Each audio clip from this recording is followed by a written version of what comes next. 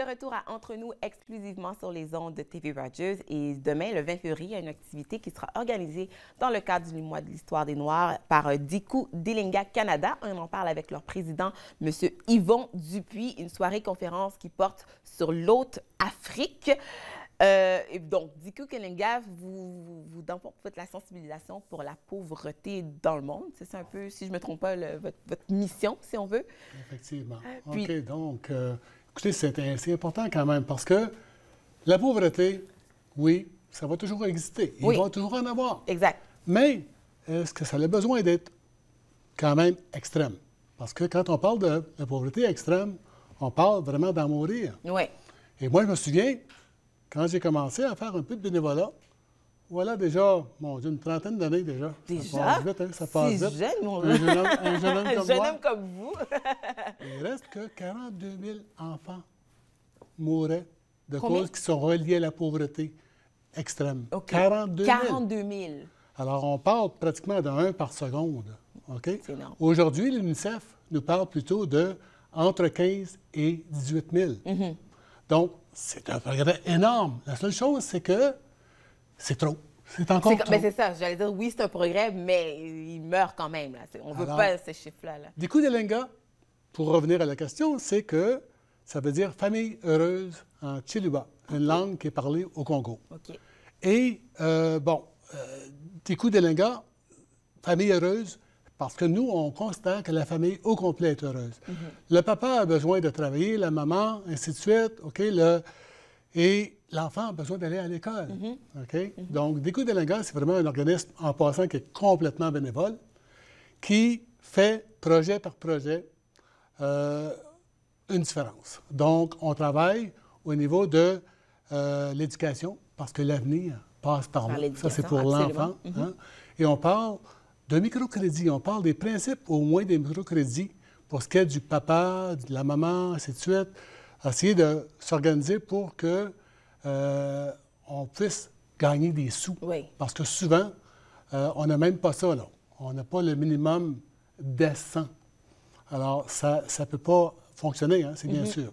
Alors, Diku Dilinga, projet par projet, et Dieu sait si, malgré qu'on est vraiment un très petit groupe, on fait quand même des très, très, très beaux projets. Vous êtes ici ou bien c'est Canada, le Diku Dilinga qu'on dit? Diku Dilinga, Canada. Canada, oui. Oh, on n'a pas la prétention nationale. C'est un petit groupe de Gatineau, Gatineau, d'accord. avec des bénévoles hors pair. Vraiment des bénévoles qui s'investissent, qui travaillent à faire une différence, comme je vous dis, projet par projet. Donc, qu'est-ce qu'on fait comme projet? Parce qu'il faut des sous, là, j'imagine que c'est oui. vous. C'est une des raisons pourquoi, d'ailleurs, on fait la conférence, hein, samedi, demain, 19h30, au Ramadan. Je pense qu'on a passé le message. Oui, on l'a dit. Mais on pourra y revenir. Alors, non, c'est que, où en étais-je? Les multiples projets que vous faites. Oui, parce que exactement. Vous qu'est-ce avez qu'on besoin fait de comme projet? C'est ça. Bien, on creuse un puits, on installe un poulailler, on fait du jardinage, des projets de culture. Et vous allez où exactement? Un peu partout. On peut aller n'importe où en Afrique. OK. Ça, c'est selon ce qu'on nous permet de faire comme organisme à but non lucratif. C'est ça. Okay? Parce que là, comment vous choisissez les projets? Parce que j'imagine les besoins sont énormes partout en Afrique, peu importe où est-ce que vous allez. Comment vous faites pour sélectionner les projets lesquels vous allez contribuer et tout ça? Là? Un des avantages qu'on a ici au Canada, et on peut le voir, hein, de plus en plus, on a des gens qui sont originaires, entre autres, d'Afrique. Oui. Hein, ici au Canada. Oui. Et c'est superbe. Pourquoi? Parce qu'à un moment donné, si on veut se trouver des partenaires fiables, et ça commence toujours comme ça, partenaires fiables, quand les gens savent qu'est-ce qu'on fait et comment on peut le faire, et qui on vise, hein, les plus pauvres, c'est bien sûr, souvent, les gens vont dire « Hey, je connais une telle personne, c'est un directeur d'école, il aimerait peut-être faire un jumelage scolaire avec Diku Dilinga. Est-ce que vous avez... est-ce qu'on peut faire ça? » On peut faire ça, oui. Et pourquoi pas? Et pourquoi pas?